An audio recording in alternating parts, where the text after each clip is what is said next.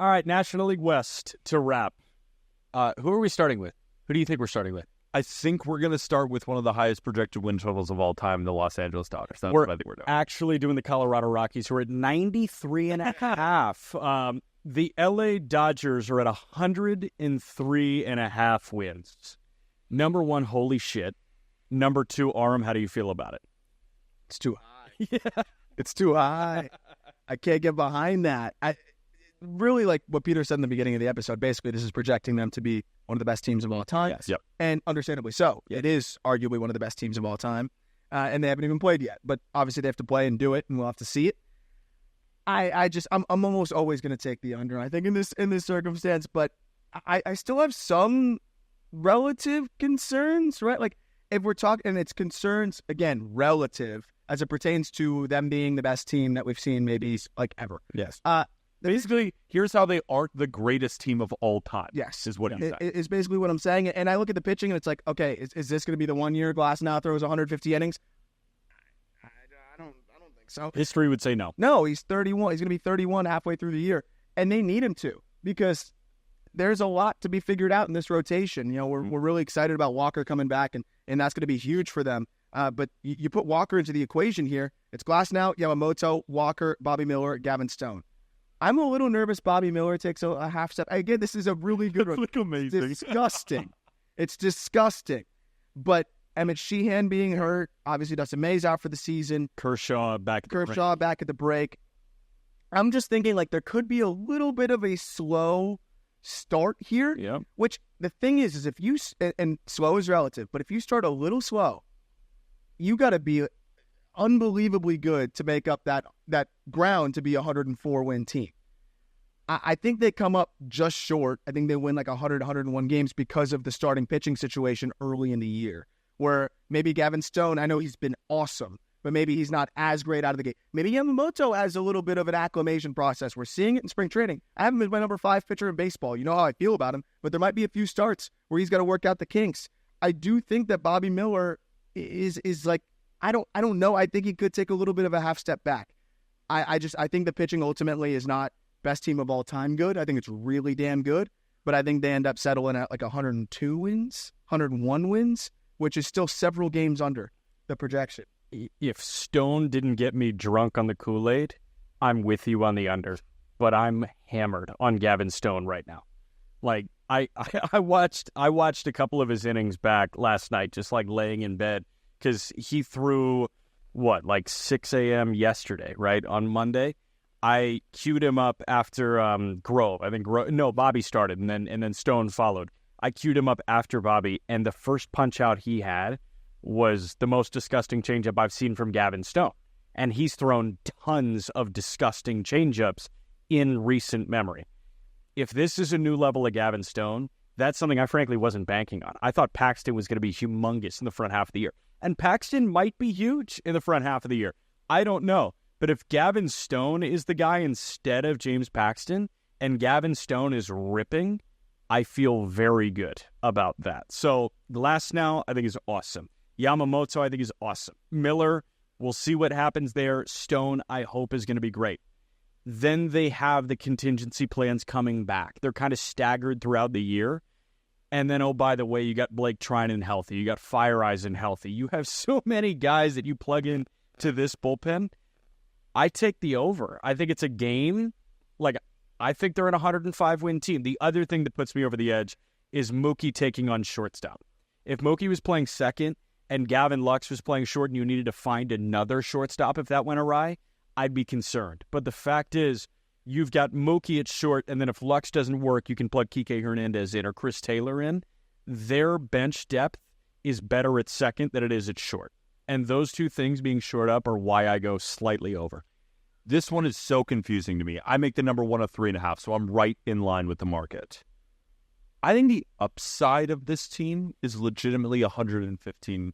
I agree with that. Yeah. I mean, if Bobby Miller looks like the Cy Young level caliber pitcher that I think he could be, and Gavin Stone takes a big leap, like you're saying, and he's looked incredible in spring, and then you have Buehler coming back, like James Paxton is still a good pitcher, and I think Yamamoto could win the Cy Young this year, And I think if Glasnow even throws 100, I think Glasnow could win the Cy Young. I think this year. Glasnow could win the Cy Young too. It's almost like he's due for a healthy year. If that makes sense. It's like he's been injured so much. It's almost like right? Garrett Cole, the most durable pitcher in Major League Baseball, elbow.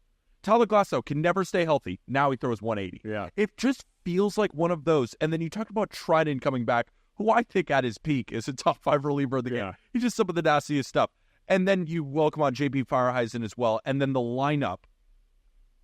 They're going to put up 3 on you in the first inning, and then it's up to you to overcome that. Yeah. It's just almost like it's too much. The betting analyst says go under. You will probably be right. I think almost worst case scenario, it's 100 wins.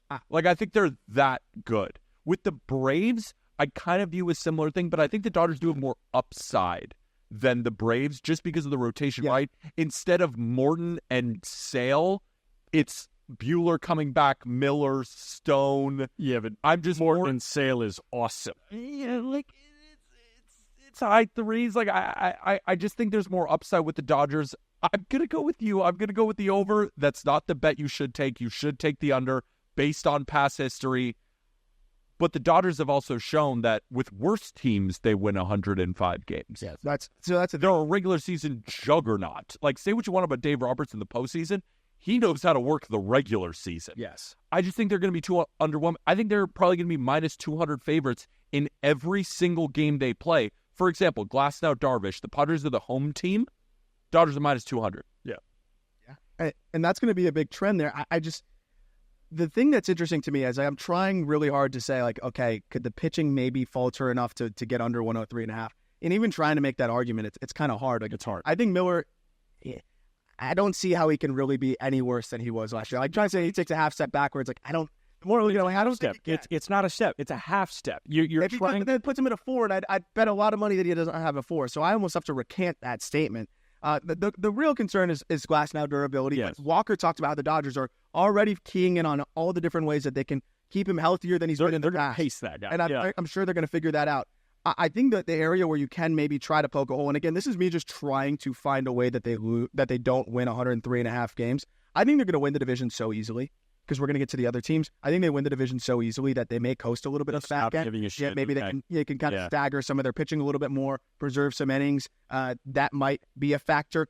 The middle infield side of things is interesting. Yes, it is. Gavin Lux is a huge question right now, especially with his issues throwing the ball. Yeah. We haven't really seen him hit much. I think there's a lot of frustration there in terms of like what Dodgers fans are going to see in the middle infield. And then Mookie Betts, the whole point of moving him to second was to preserve his body, and now they're putting him at the most physically demanding position. This is one of your best hitters and one of your best all-around players. Now you're going to drain him at shortstop. Yeah. I'm a little concerned about that too. And again, it's all relative, but I think these small things could maybe get them closer to 100 wins. You just did something, and I'm not even sure if you know what you did.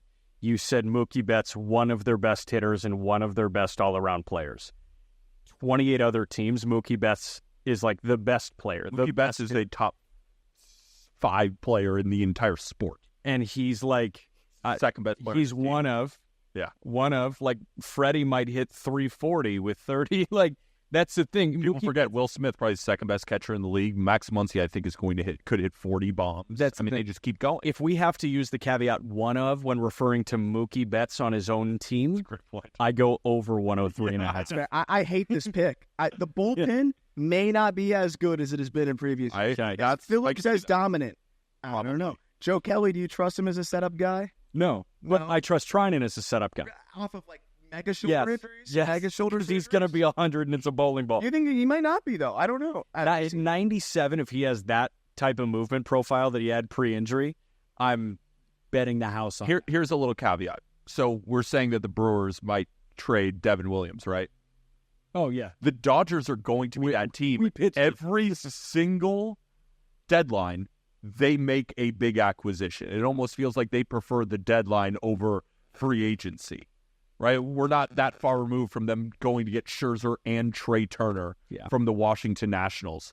If they have a hole at second, let's say Gavin Lux doesn't work out, you know that they're going to be surveying the market. They also have guys. Miguel Vargas could plug in. Exactly. It's just, they're overwhelming. They're going to overwhelm teams, and there's going to be such a talent gap. just on the surface on games where it's like, oh, this might be, the Dodgers have played 7 games in a row and now they're on a road trip and it's back-to-back.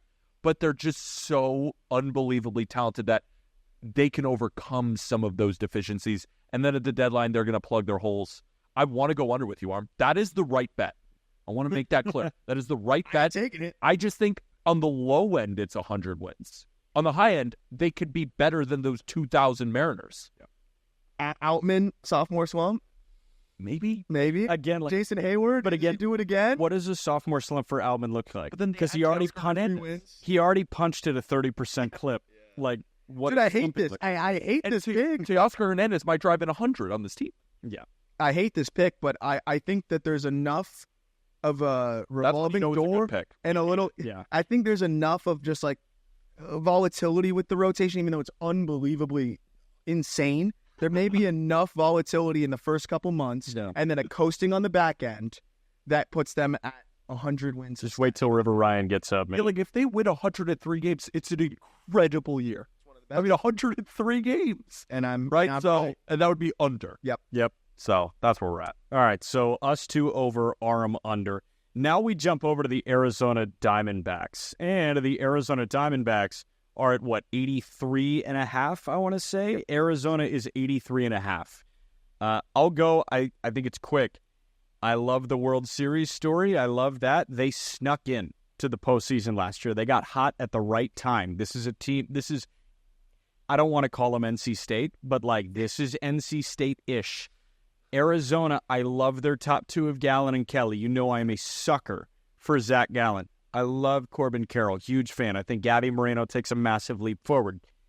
But I doubt Eduardo Rodriguez over 162. I doubt Brandon Pfaadt over 162. I have no idea what it looks like in the regular season. And then I doubt Ryan Nelson and Tommy Henry. I don't know what 60% of their starts are going to look like. And is that bullpen, is Andrew Saul Frank Nails? No. I don't think so. No. Is Ginkel in the postseason? No. Yes. If he gets there, all right, I just love him. May 10th in Detroit.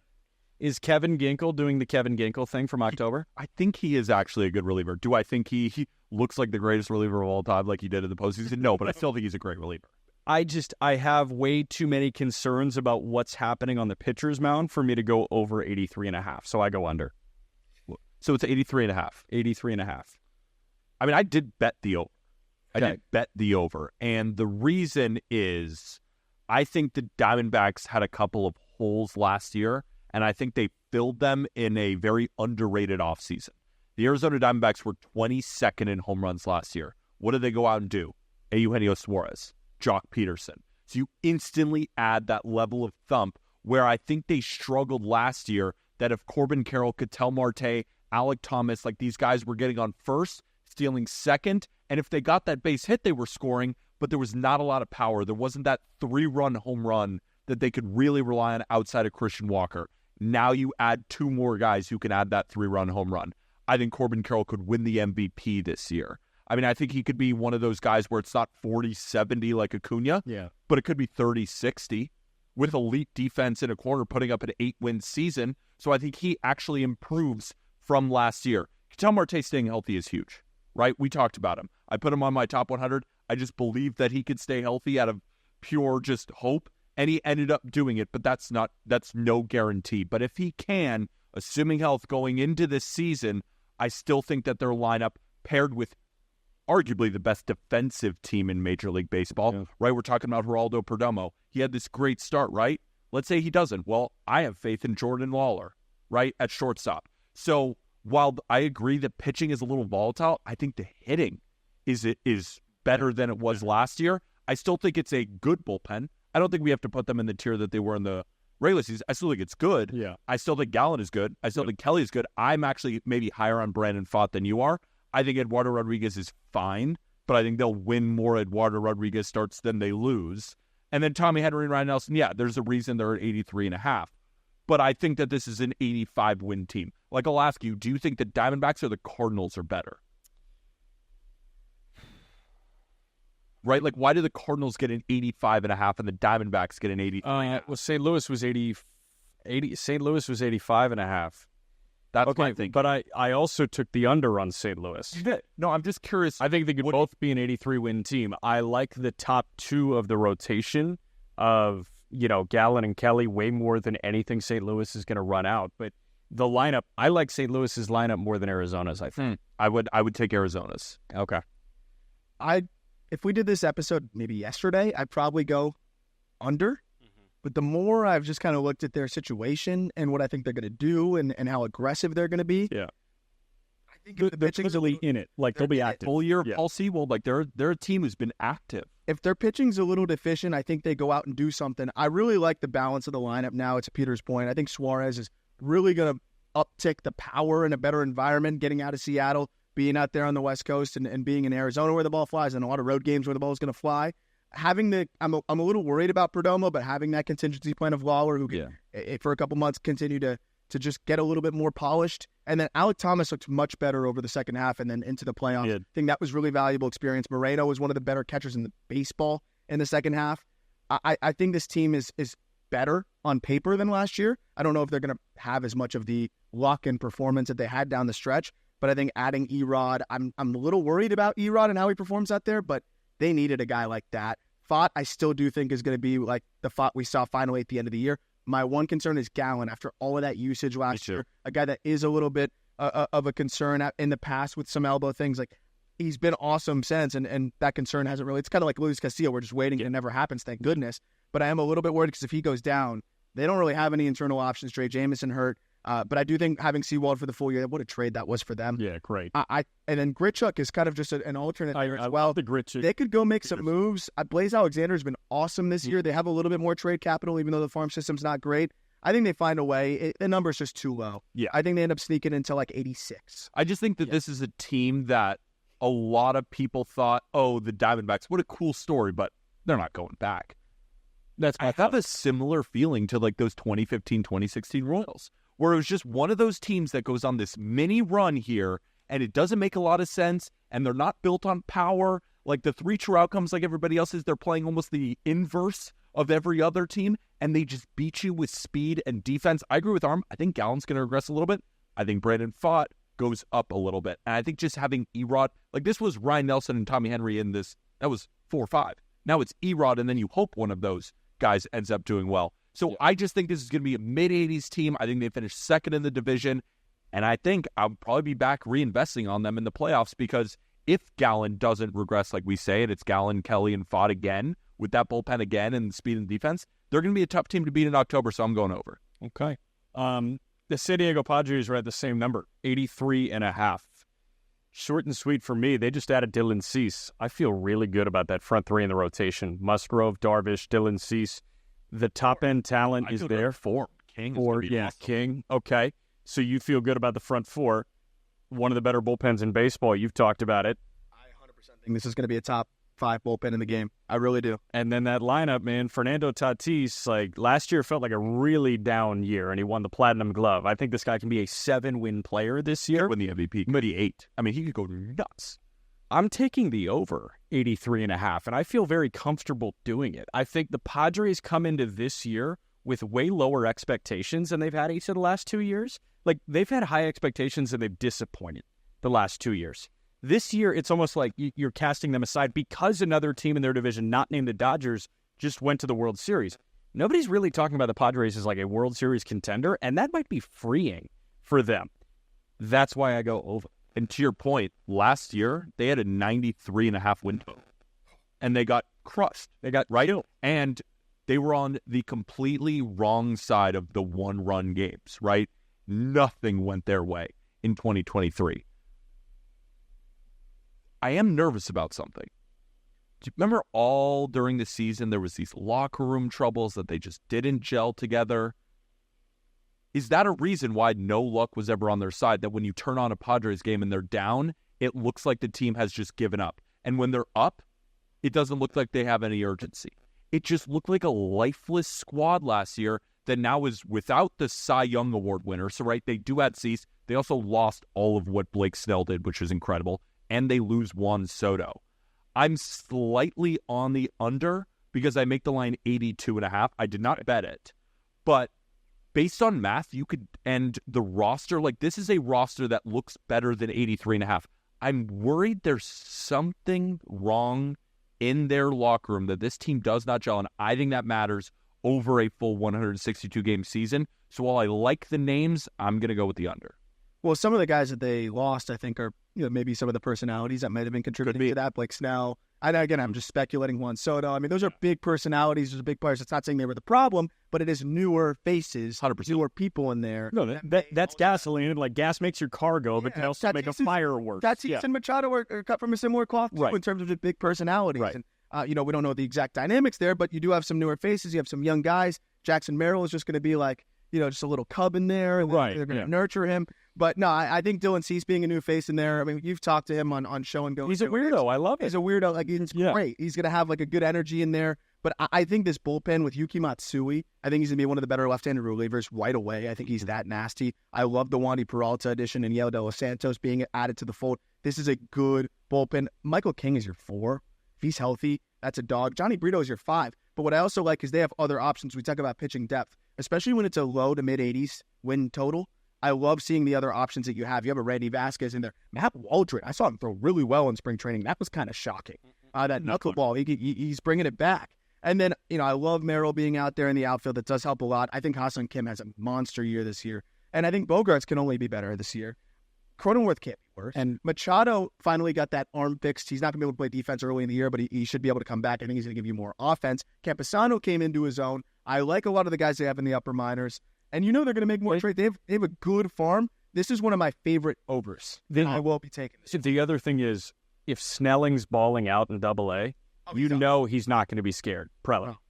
No. We might see him. Yeah. You guys might have convinced me. Now, you said it. I'll go with under. I'm locked it in. I'm on the under. 2 more. The San Francisco Giants are at 81.5 wins. We talked about them a little bit in the open when highlighting the Blake Snell edition. So their starting rotation for Peter's money is a top 5 duo in all of Major League Baseball. Yeah. It is. Yeah. It is. And then you've got Kyle Harrison and then Jordan Hicks and Keaton Winn. Yes. Is the lineup good enough with the additions of Chapman, with Jung-Hoo Lee, with Jorge Soler? That's the big question. I'm not going to answer it first. Arm's going to answer it first.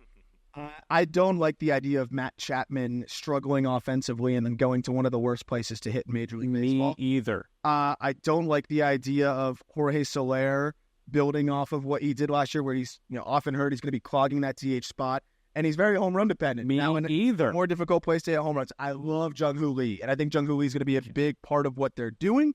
But I look at Mike Yastrzemski. Their starting shortstop is Nick Ahmed. Yeah. I really don't think Marco Luciano is going to be able to be much of a factor this year. What the hell is Michael Conforto?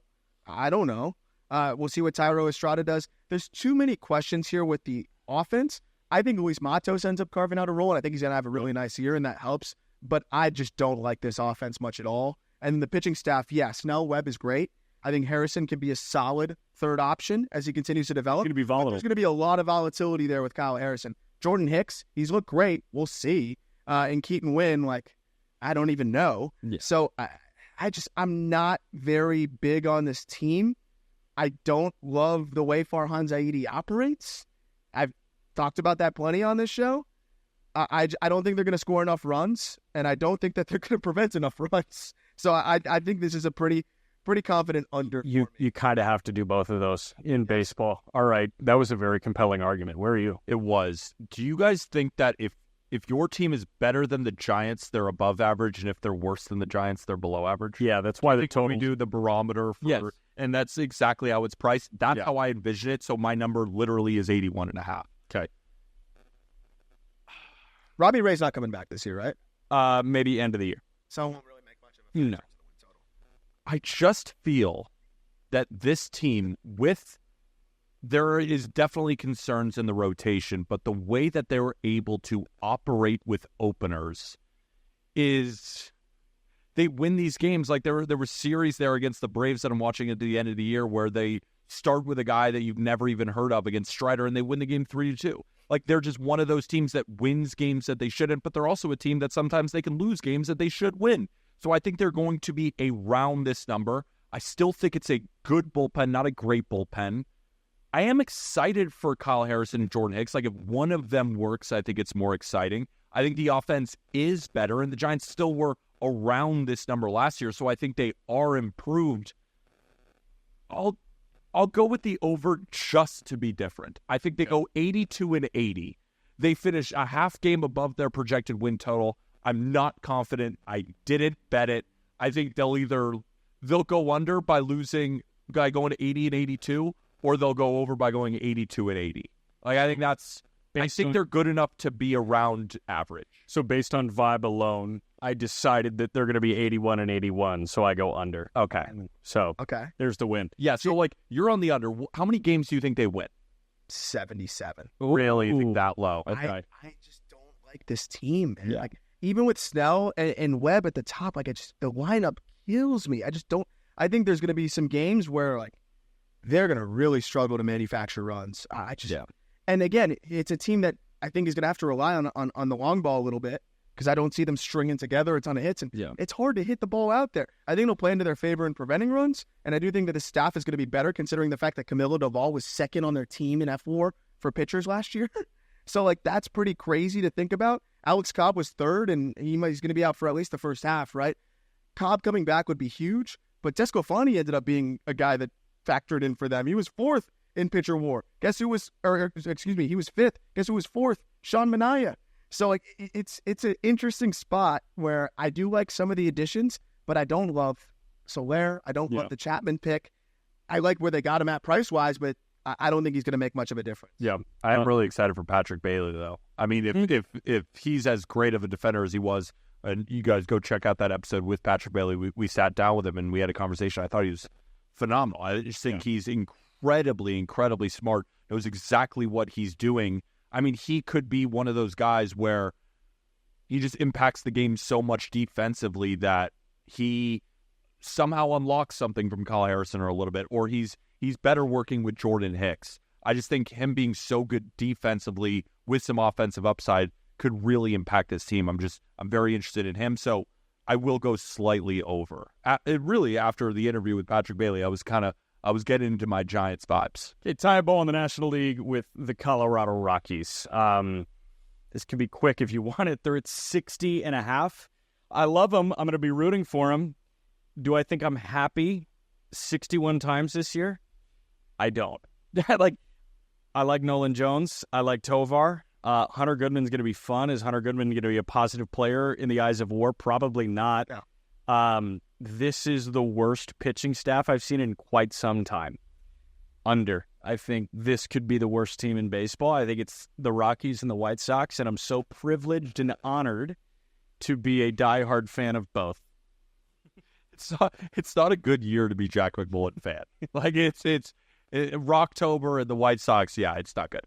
I'm trying to figure out a way that this team goes over their total. Cal makes 31 starts. They win 31 games. Yes. What happens there? Do they win 31? That's the thing is, like, even with that happening, who else in the rotation is winning games? Realistically, like, where is the upside? And we're not talking. I mean, we're excited about Nolan Jones. Like, that's it. Yeah. Right? Like, Ezekiel Tovar, does he take this big step? I do think he takes a big step. But the thing is, with the Rockies, they win games at Coors Field for no reason other than they're used to the altitude. A road team coming in without an off day to adjust loses that first game. And it could be the bottom of the Rockies guy versus the ace, and they just win that game. Like, they win games that they shouldn't. But I don't see where any upside is. I have to go under with you. There's no way Chris Bryant has a negative 1.2 F4 this year. There's no way. I just can't see that happening. So I think he's going to be better.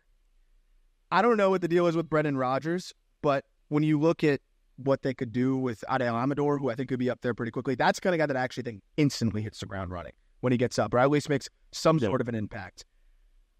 The rotation's horrible. Like, don't get it twisted. It's really bad. They took Anthony Molina in the Rule 5, who probably ends up factoring into that rotation at some point. You don't just think he's like a sixth-inning guy? I think they may end up plugging him in that rotation. He's an innings eater, so I think he might end up getting plugged in there. Herman Marquez is out for the whole year. He had Tommy John on May 12th of 2023, so he should be back. Probably be the whole year. I'm not counting on that. I do think Drew Romo gets up this year. I think he can help them. I honestly think Tovar makes a big step I think forward. so. He looks really good over the second half. I'm going over because I think that Nolan Jones kind of ascends to the stardom this year, and I really think he's a star. Chris Bryant is at least not a negative asset. Yeah. And then I think we see Carson Palmquist pretty early this year. That'd be fun. And Palmquist is going to get outs at that altitude. Quantrill, look, he's a big leaguer and he's going to eat innings, and they don't have guys like that. They haven't had guys like that. We just haven't seen the stuff play at Coors. No, we have not, and It's concerning. it is concerning. They won 59 games last year. I think this team is better. I don't know if Are they're better. they better? I don't know. I think it's like I'm looking at them. It's like I don't know if they're better. I think they're worse. Who'd they lose? This is just perception. Is it a perception? They lost Brent Suter, Ty Block. Oh, no, they brought Ty back. Yeah, they lost Chris Suter. Flexit. They lost Suter, who was like a sub-1 ERA for the first couple months of the year. Like, I think some of the youngins helped this team enough. Yeah. Contract year for Elias Diaz. They lost Grichuk. Wasn't he like Elias Diaz? All-Star game MVP. Yeah, but like 0.1 F-WAR, right? Yeah, it wasn't ideal. He might have been the lowest WAR ever for an All-Star game MVP. I mean, they're not good defensively. They're just not built. The GM doesn't build their team for altitude. No. You should be able to figure it out by now, right? At least enough to like have a decent regular season. I feel bad taking their under, but 2025, I will absolutely hold me to it. Whatever number it is, it could be 90, and I'm going over. Here's the thing. Let me give you a scenario. The Rockies travel to Chicago to face the White Sox. Yeah. And it's Freeland versus Garrett Crochet in Chicago. I'm taking the White Sox. I'm taking the White Sox. Right? Like, what games are you taking the Rockies ever on the road this year? I also think, okay, best player. You want Nolan Jones or Luis Robert? You know what I mean? Robert. It's like second best player. You want, and we're banking on Ezekiel Tovar being the But second the thing best that the player. White Sox are missing, and what's the White Sox over/under win total? 63.5. So it's higher.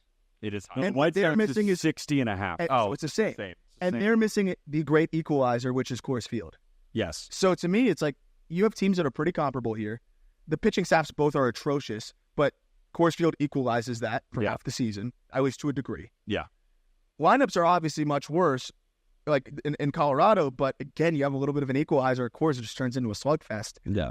I just think they get above that somehow this year. I think Tovar is a 3-4 win player, and I think Nolan Jones is a 5-win player.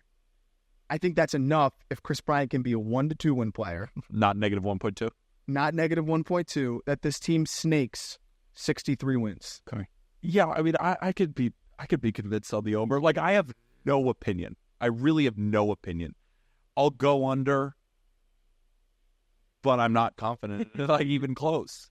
Yeah. Are you confident in the under? No, I'm not. Yeah, not at all. But I just picked it. Yeah, me too. Yeah. This is Riley Pines here. Yeah, it's totally Riley Pines here. Is Appel still kicking? Could Mark Appel is it still his year? I think it's a wrap. Yeah, It's a wrap on Mark Appel. Okay. and it's a wrap on the show. It's a wrap on the show. One more thing for Aram. Happy NCAA tournament. Matt Norlander does a great job writing up college basketball at CBS Sports. He talks to every single coach in the NCAA tournament, and he asks them for their favorite artist or musician. Dusty May of Florida Atlantic, his favorite musical artist is Rod Wave. How do you feel about that?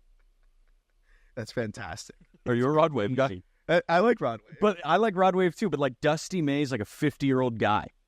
Oh, I see. I Like that lives in Boca Raton. Yeah, the head coach of Florida Atlantic men's basketball. Oh, I thought you were talking about a player. I was like, No, no, his his favorite artist is Rod Wave. Yeah. I like that. John Calipari, by the way, said Drake. You know why? Because he's on the team. Yeah, because Drake's on the team every now and again. Although Drake was at Houston's tournament selection show party. So, fascinating. Plug the merch. Go get yourself some Just Baseball merch. I'm a bad employee. I'm not wearing any Just Baseball merch. Arm's the only good employee. Now go get your I hats. was wearing my polo earlier. I know. I was wearing my hat earlier too, and then I took it off.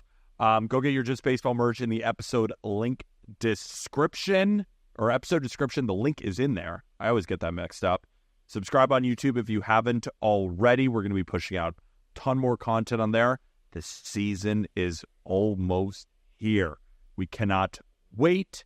And if you are also listening on audio, rate and review 5 stars, Spotify, Apple Podcasts. We'd really, really appreciate it. We'll be back on Friday for the American League version of Win Totals. Can't wait to watch Dodgers-Padres at 6 in the morning. Maybe watch that game, then listen to this episode. And with that, thank you, everybody.